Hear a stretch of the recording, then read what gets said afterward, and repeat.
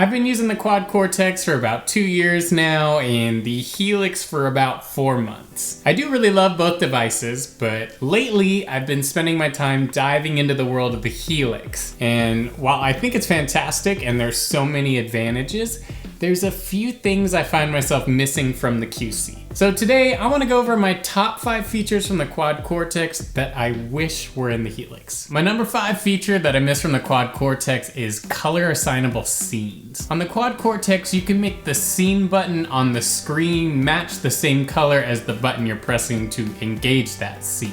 It's a small thing, but not only does it look cool, I think it's just a little more practical. I think there's something to being on a dark stage and seeing a button and the button on the screen match color. Like, it helps you make that connection quicker. It makes it easier to remember, like, ah yes, button A is the button I'm trying to press. With the Helix, you can change the color of the button, but you can't make the text on the screen match, which is a bummer because in Stomp mode, those text bubbles on the screen do change color to match the stomp, so it seems like it should be possible. I don't know, maybe there's a workaround. If you know, please send help. My number 4 feature that I miss from the Quad Cortex is the size. The Helix is definitely larger and it has wider button spacing, which is actually pretty nice. I don't find myself hitting the wrong button like I do occasionally on the Quad Cortex.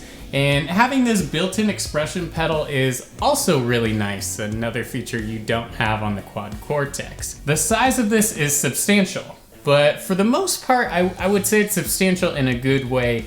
Playing on it feels like you're playing on like a very legit guitar effects switching system. However, I still find myself wishing it was a little bit smaller. The Quad Cortex is just that much easier to transport, and if you were trying to make like a modeler pedal board hybrid thing, the Quad Cortex is probably a better option to do it with.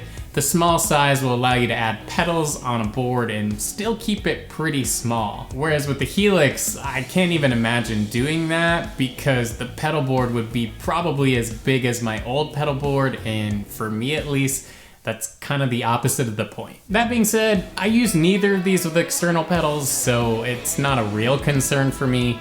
I just wish the Helix was a little bit smaller. My number 3 feature I miss from the Quad Cortex is the DSP amount. If you watch my day 1 with the Line 6 Helix video, then you know I struggled to get stereo amps plus multiple stereo reverbs onto the same preset. I couldn't get as many effects in a row as I could on the Quad Cortex, or at least high power draw effects like reverbs and delays, and to be fully honest, that's not really an issue I've run into with the Quad Cortex as much. It definitely seems to have just like a little more juice for a bunch of extra stereo stuff. Once I took the time to dial in a preset that could do everything that my pedal board and amp setup could do in the Helix, I was totally fine. It's worth it to note that I did have to abandon the stereo amp thing to get what I wanted effects-wise in there, but I mean, I don't know, I think it sounds great. I have a poly capo, I have compression, I have 2 stages of drive, I have a fuzz, I have chorus, I have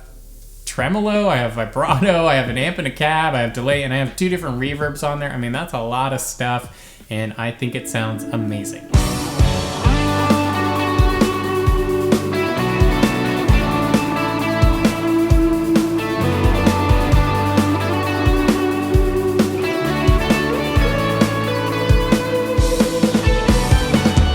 That sometimes I have to be a little more strategic about what I make stereo and what I make mono in the Helix, whereas with the Quad Cortex, I don't have to think about it as much.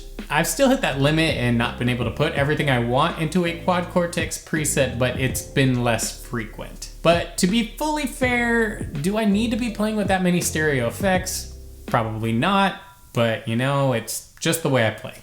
I think for the vast majority of things and players, you're probably not going to run into DSP issues with either unit. Just for me on a personal level, I think it would be cool if the Helix had just a little more juice for that extra stereo amp pair or stereo effect. My number 2 feature that I miss from the Quad Cortex, and I think this will be a big one for some of you, are the amps and cabs. I do think the Quad Cortex has a slight advantage here. There's something about them that just feel maybe a little more realistic. With the Helix, I found it just took me more adjusting and playing with the unit to get my amp and cab to sound how I wanted it to sound, but in the end, I thought the results were still fantastic. I think it might have more to do with the cabs than the amps. Now, I really enjoy editing cabs in Helix Edit. I like the visual, I like being able to change out the mic and move it around and see it move. All that stuff is great. I just wish it looked like that in the Helix itself. Having that visual on the Quad Cortex, I think just makes it a little bit easier to understand. At the end of the day, both are good. I just got to where I wanted to go in the Quad Cortex a little bit faster. The number one feature that I missed from the Quad Cortex is actually the touchscreen. I think the touchscreen makes building presets and editing them super intuitive on the Quad Cortex. It's super nice to just drag and drop things around. You don't have to learn a whole lot. It's just like, oh yeah, I want this here now, and I drag it over here. And that's not to say you couldn't be really fast on the Helix. I've seen it. I'm just personally not. So when I'm editing a preset in the Helix, I'm going straight to Helix Edit, plugging it in and changing it on the computer. That's really fast and intuitive, so there is a great workaround. I just think it would be cool to have a touchscreen on the Helix. I just went to touch the screen like it was a touch screen because I'm so used to the Quad Cortex. That being said, the joystick is pretty cool, and that was a feature I didn't even realize the Helix had until after I bought it. And my guess is if I had started on a Helix, I might be here right now saying, oh, I missed the joystick. You know, at the end of the day, it's probably more about what you're used to. And those are my top 5 features I'd port over from the Quad Cortex into the Helix if I could. Hopefully this video provided some insight for those of you who might be on the fence about either device. And stay tuned because I'm gonna be doing this video in reverse pretty soon because there are definitely some features in the Helix that I wish were in the Quad Cortex. You know, I guess there's no perfect device at the end of the day. If you enjoyed the video today, be sure to leave a like on it before you head out and subscribe to the channel if you're new. Right now, 93% of you who watch my videos are not subscribed, so it would really mean a lot to me. It would be super helpful if you subscribe to the channel if you're liking the content, but you know, if not, no worries. And I'll catch you next time.